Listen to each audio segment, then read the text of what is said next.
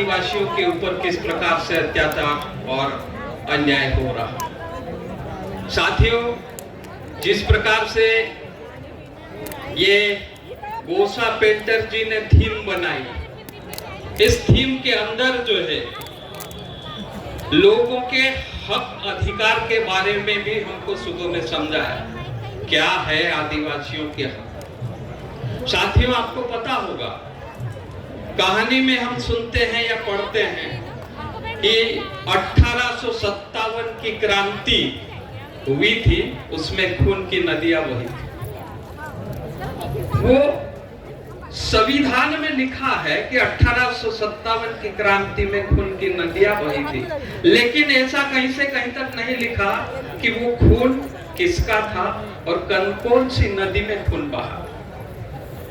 तो मुझे शंका होती है कि खून नदी में अगर बहा होगा तो कहीं न कहीं वो नदी जो है आदिवासी इलाके से बहकर निकलती है। तो वो 1857 की क्रांति में कितने हमारे आदिवासियों का खून बहा, उसमें से हम लोग कुछ लोग शुरुआत में जब आंदोलन किए तो जैसे जो है इस थीम में टंट्या मामा, खाजा नाइक और भीमा नाइक का चित्र यहां पर दिखा है। वो खाजा नाइक, वो टंट्या मामा, ये लोग लड़े थे ऐसा हमको बताया जाता, लेकिन क्यों लड़े थे हमको कोई नहीं बता। लेकिन जो दूसरे लोग वो बोलते कि खाजा नाइक डाकू था, टंट्या मामा डाकू था, बिरजू नाइक डाकू था, भीमा नाइक डाकू था, ऐसा जो है हमको बताया जाता था। किंतु जब हम लोगों ने जो है इसके पीछे खोज किया तो पता चला कि ये लोग देश को बचाने के लिए लड़ रहे थे, देश की आजादी के लिए लड़ रहे थे, देश के जल, जंगल और जमीन के लिए लड़ रहे थे। तो जो आदमी लड़ रहा था उसको डाकू कहा गया। तो साथियों, जिस प्रकार से आदिवासियों के साथ में जो इतिहासकारों ने जो लिखना चाहिए था वो नहीं लिखा, लेकिन धीरे धीरे आदिवासियों ने इनका इतिहास खोजा। उसके बाद में साथियों, जब 1857 की क्रांति के बाद में 1857, 58, 59, 60 में जो है फिर फॉरेस्ट एक्ट आया। और फॉरेस्ट एक्ट मीन्स जो है पहले जंगल जो है भारत में रहने वाले लोगों के पास में था, जंगल के ऊपर यहाँ के रहने वाले लोगों का प्रशासन चलता था। जितना जंगल का लकड़ी, फल फ्रूट या जड़ी बूटी उनको जरूरत होती थी उतनी लाते थे और बाकी को छोड़ देते थे दूसरों के लिए। तो इस प्रकार से जो है वो आदिवासियों से जंगल छीनने के लिए भारत की जो अंग्रेज सरकार थी उसने जंगल तो छीन लिया 60 में, लेकिन जंगल को छीनने के बाद में जंगल का क्या करेंगे? उसके बाद में भारत की सरकार, जो अंग्रेज सरकार थी, उस अंग्रेज सरकार ने जर्मन से एक आदमी को बुलाया, उसका नाम डाइट्रिक हेड्रिक था, उसको वनों का कमिश्नर बनाया और 1964 में वनों को जो है 3 भागों में बांट दिया। एक आरक्षित वन, दूसरा संरक्षित वन और तीसरा ग्रामीण वन। ये वनों को 3 भाग क्यों बांटा? वो इसलिए बांटा कि गांव का जंगल होगा वो फॉरेस्ट के कब्जे में रहेगा। फॉरेस्ट जो निर्णय लेगा तुम उससे बात करके लकड़ी ला सकते। बाकी जो है, जो जिसको हम रिजर्व फॉरेस्ट बोलते हैं, जो आरक्षित जंगल है, वो जंगल को जो है वहां कोई घुस नहीं सकता, जा नहीं सकता। उस जंगल के ऊपर केंद्र सरकार का जो है अधिकार होगा। क्यों? क्योंकि वो बड़े पेड़ों का जंगल था, वो जंगल को सरकार काटेगी और जल में चलने के लिए वाहन बनाएगा, बड़े बड़े जहाज बनाएगा, रेल की पटरी बनाएगा और पानी से जहाज के जरिए भारत को लूटेगा और रेल में जो है भारत का माल ले जाएगा। बोला जाता था पहले कि भारत जो है सोने की चिड़िया, तो वो सोने की चिड़िया को लूटने के लिए जो डाइट्रिक हेड्रिक थे जर्मन के व्यक्ति, उसने जो है भारत सरकार को बताया कि अगर भारत को लूटना है तो लूट तो लोगे, लेकिन लूटा हुआ संसाधन को कैसे ले जाएंगे।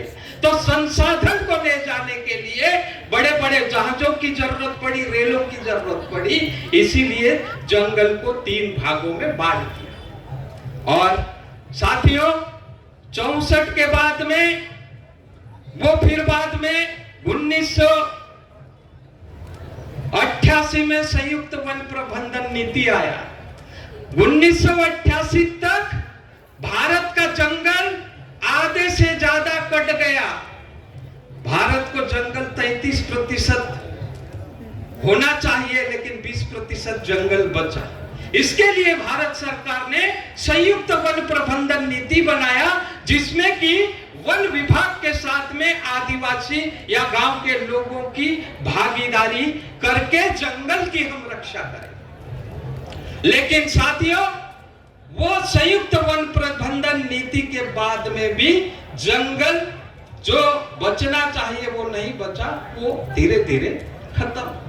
उसके बाद में साथियों गांव गांव में जो है लोगों ने तय किया कि जंगल खत्म होते जा रहा, पर्यावरण खत्म होते जा रहा। उसको लेकर जो है अलग अलग गांव के अलग अलग जिले, अलग अलग राज्य के लोग जो है इस पे बात करना शुरू किए, बहस किए। बहस करने के बाद में भारत सरकार के साथ में जो है लड़ाई हुई, आंदोलन हुआ, संसद का घेराव हुआ, रैली निकली, धरना हुआ। तब जाके भारत सरकार ने 2006 में वन अधिकार मान्यता कानून 2006 लाया। अब वन अधिकार मान्यता कानून 2006 क्या? अब इसमें 3 अधिकार है, एक व्यक्तिगत अधिकार, एक सामूहिक अधिकार, एक सामुदायिक अधिकार। वन अधिकार मान्यता के प्रस्तावना में लिखा कि आदिवासी एवं अन्य परंपरागत निवासियों के साथ में ऐतिहासिक अन्याय हुआ है। इस अन्याय को बदलते हुए इस कानून को लाया है। इसका मतलब कि भारत सरकार ने भी माना कि जंगल में रहने वाले आदिवासी गैर आदिवासी के साथ में ऐतिहासिक अन्याय हुआ। ये वन अधिकार मान्यता कानून के प्रस्तावना में लिखा। दूसरा साथियों, जो 3 अधिकार हमको है, एक व्यक्तिगत अधिकार जिसमें हम पट्टे की बात करते हैं, दूसरा सामूहिक अधिकार जो हमारा समूह, जैसे आज हम यहाँ सम्मेलन कर रहे हैं, यहाँ सम्मेलन कर रहे हैं, ये सामूहिक बात कर रहे हैं, तो यहाँ हम 2-3 दिन रहेंगे, तो 3 दिन तक हम यहाँ रह के रोटी खाएंगे। तो रोटी खाएंगे तो रोटी जो है ऐसे नहीं बनती, रोटी को जो है चूल्हे के अंदर लकड़ी डालना पड़ती, तो रोटी पकती, तो हम खाते हैं। ये सारी जग जाहिर बात है। लेकिन हमको जो है रोटी खाने के लिए भी गुलामी की तरह उनको पैसा देना पड़ रहा है, या तो फिर बाद में उनके पैर पड़ने पड़ रहे हैं। कानून क्या बोल रहा है? कानून बोल रहा है कि गांव के लोगों को सामुदायिक संसाधन के ऊपर उनका नियंत्रण होगा। नियंत्रण, उसके बाद में जो है उस गांव में कोई भी कार्यक्रम सामुदायिक होगा तो उसमें जैसे हमारा पारंपरिक रूप से कोई कार्यक्रम होता है, जैसे जो है ईदल होता है, छाक होती है, दहाड़ा होता है, कोई मर जाता है, तो उसमें जो है गांव का एक एक आदमी एक एक लकड़ी लाके उस कार्यक्रम को पूरा करता है। ये हमारी परंपरा, इस परंपरा को भी कानून ने माना है। लेकिन साथियों, दूसरी बात यह है कि जो सामूहिक और सामुदायिक संसाधन के ऊपर उस गांव का नियंत्रण होना चाहिए। तो ऐसे जो है कई सारे गांव के लोगों ने दावे किए हैं। 2008 से अभी तक एक भी अधिकार पत्र, सामुदायिक अधिकार पत्र एक भी लोगों को नहीं मिला।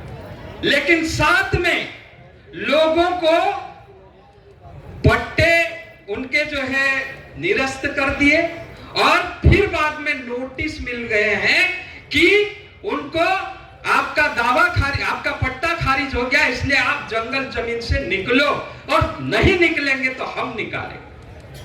तो कानून ये बोलता है कि जब तक वन अधिकार मान्यता कानून का क्रियान्वयन पूर्ण नहीं हो जाता है, तब तक किसी भी जंगल में रहने वाले व्यक्ति को कोई भी सरकारी कर्मचारी अधिकारी बेदखल नहीं कर सकता।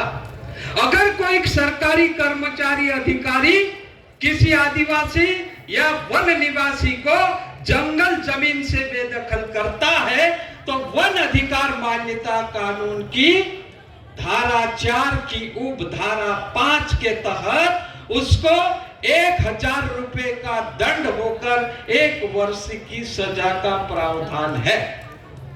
तो मेरा बोलने का मतलब यह है कि जब खाजा नाइक भीमा नाइक लड़े थे, देश के लिए लड़े थे, उन्होंने जो है आजादी ली थी।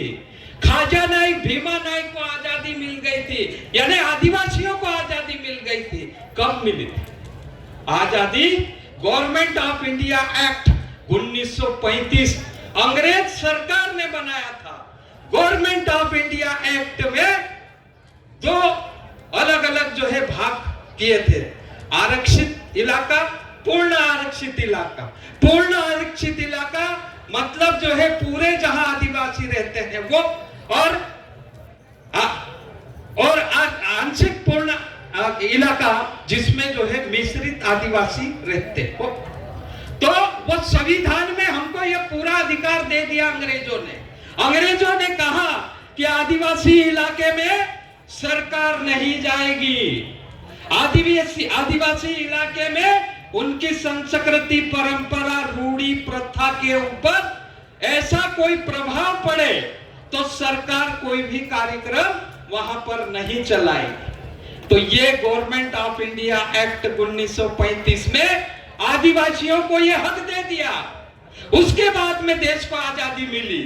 तो देश को जब आजादी मिली, हमारे देश के प्रथम प्रधानमंत्री पंडित जवाहरलाल नेहरू ने कहा कि आदिवासियों के लिए जो अंग्रेजों ने अधिकार दिया वही अधिकार हम भी देना चाहते। तो पंडित जवाहरलाल नेहरू ने पंचशील सिद्धांत बनाए। उन सिद्धांतों के आधार पे आदिवासी का जंगल के ऊपर उनका नियंत्रण, जमीन पर, पानी पर, तो ये जो है नेहरू जी का पंचशील सिद्धांत बना। उसके बाद में जो गवर्नमेंट ऑफ इंडिया एक्ट का आजादी मिलने के बाद में जब 1950 में संविधान बना, तो संविधान में जो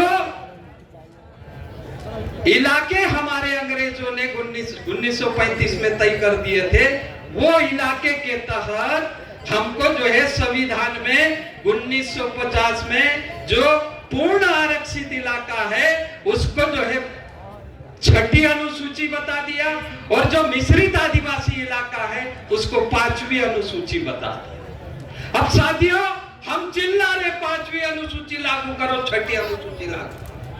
संविधान में जैसा अंग्रेजों ने हमको हक दिया था वैसा संविधान में संविधान की 5वीं अनुसूची और 6ठी अनुसूची रखा गया। लेकिन 5वीं अनुसूची के ऊपर उसकी कोई व्याख्या नहीं हुई।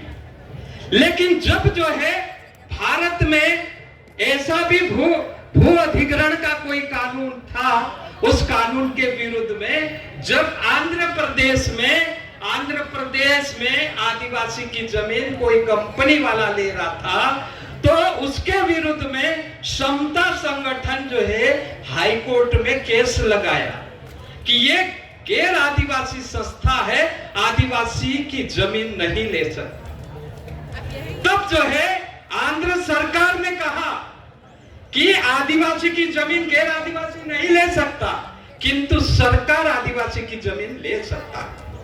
तो उसके बाद में जो है समता संगठन सुप्रीम कोर्ट गया। सुप्रीम कोर्ट में जाने के बाद में सुप्रीम कोर्ट ने यह आदेश दिया कि आदिवासी की जमीन गैर आदिवासी नहीं ले सकता, साथ साथ में सरकार भी आदिवासी की जमीन नहीं ले सकता।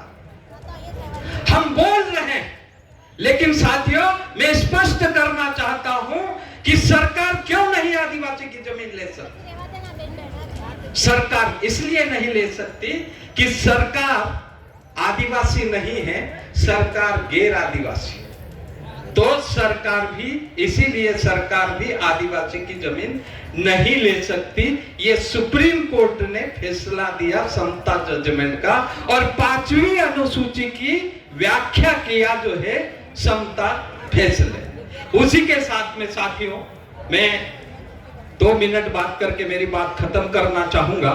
तो जिस प्रकार से समता जजमेंट ने जो फैसला दिया वो फैसला नियमगिरी का भी है, जिस प्रकार से वो फैसले में जो है ग्राम सभा को पावरफुल बनाया, जिस प्रकार से जो है पेशा कानून 1996 में आया।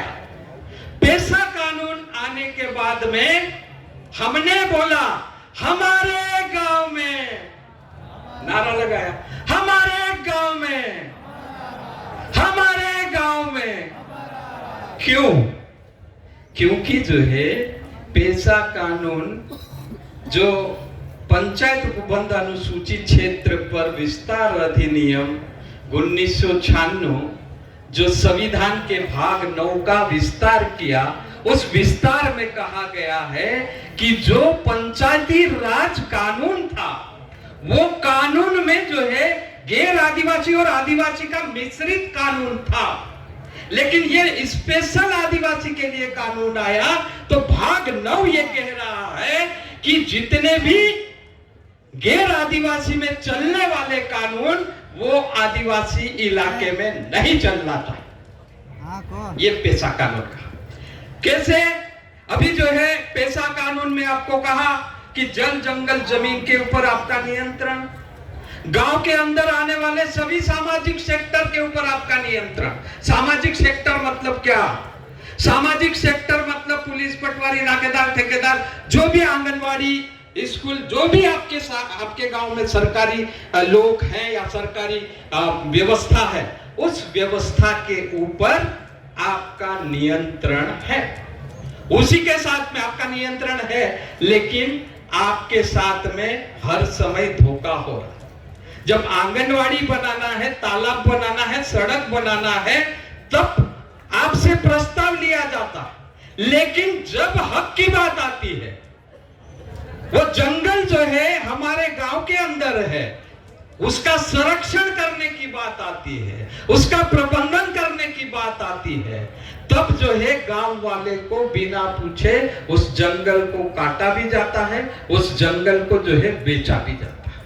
और उसी के साथ में साथियों, जिस प्रकार से ग्राम सभा में आपको जो है जो अधिकार दिए, वो जो है एक अधिकार आपको जो है कर्जे के ऊपर नियंत्रण, दूसरा अधिकार बाजार के ऊपर, शराब के ऊपर, उसके बाद में जो है आपको जो है गांव के झगड़े निपटाने का अधिकार, आपका जो है गांव को जो है एक साथ करके कैसे निर्णय लेने की जो पद्धति है उसको जो है आप खुद जो है कर सकते हैं। तो ऐसा मतलब पेशा कानून में ये व्यवस्था है। तो जिस प्रकार से जो है आपके गांव अधिकार या गांव के अंदर आने वाले सामाजिक सेक्टर के ऊपर आपका नियंत्रण है, तो वहां जो है दिल्ली में जो सरकार है उसको नियंत्रण करने के लिए मंत्री लोग हैं, प्रधानमंत्री जी हैं, ये दिल्ली की सरकार है। राज्य में जो है राज्य के मंत्री है, राज्य के मुख्यमंत्री है, उसी प्रकार से गांव में ही गांव को चलाने के लिए ग्राम सभा को ये पावर दिया है। तो इसीलिए हम बोलते हमारे गांव में हमारा राज, और एक सरकार वो, दूसरी सरकार भोपाल की, तीसरी सरकार जिले की और चौथी सरकार जो है गांव की। तो ये व्यवस्था है साथियों। विवाद निपटाने का जो अधिकार की बात आई, तो इसमें जो है जहां हमारे क्षेत्र में पेशा कानून आने के बाद में जिला पंचायत का गठन हुआ, लेकिन संवैधानिक रूप से धारा 4 अण के तहत से जिले में जिला सरकार का गठन होना चाहिए, कार्यपालिका का गठन होना चाहिए, न्यायपालिका का गठन होना चाहिए, विधायिका का गठन होना चाहिए। जो पद्धति हमारी पहले थी, गांव का झगड़ा हम गांव में निपटाते थे, गांव से नहीं निपटता था तो फिर बाद में 5 गांव के मुखिया निपटाते थे, उनसे नहीं निपटता था तो हमारी बारगाया पद्धति थी, बारगाया विवाद को निपटाते थे। तो वही जो है पेशा कानून की धारा 4 अण के तहत कार्यपालिका, विधायिका, न्यायपालिका होगी, और उसी के साथ में न्याय देने का अधिकार जो होगा तो वो मजिस्ट्रेट भी कहीं न कहीं आदिवासी होगा, क्योंकि आदिवासी का विवाद निपटाने का अधिकार पेशा कानून में है। तो कौन सा विवाद? खेत के सेड़े का विवाद, जमीन का विवाद, पानी का विवाद, तो जो भी विवाद होता है हमारे लोगों को विवाद निपटाना अच्छी तरह से आता है। तो जिस प्रकार से जिले में हमारी न्यायपालिका बनेगी तो जज हमारा होगा, कानून हमारा होगा, तो जिले की सरकार भी हमारी होगी। तो साथियों, मैं इन्हीं 2 शब्दों के साथ में, हमारे बीच में बहुत सारे माननीय बैठे हैं, तो मेरी बात को ध्यान से सुने हैं और इस पे गौर करें। और दूसरा जो है, हम लोगों ने वो 4 सरकार कैसी होगी, तो उसके लिए जो है हम लोगों ने एक किताब जो है वहाँ गेट के जो है सीधे हाथ पे जो है स्टॉल लगाया है, वहां पर जो है किताब रखी है। जिस साथियों को वो किताब खरीदना है तो आप खरीद लें, और फिर बाद में जो है हमारे गांव में हमारे राज की कल्पना जो हम करते हैं वो पूरी करेंगे। इसी 2 शब्दों के साथ में मेरी बात को खत्म करता। बहुत बहुत धन्यवाद।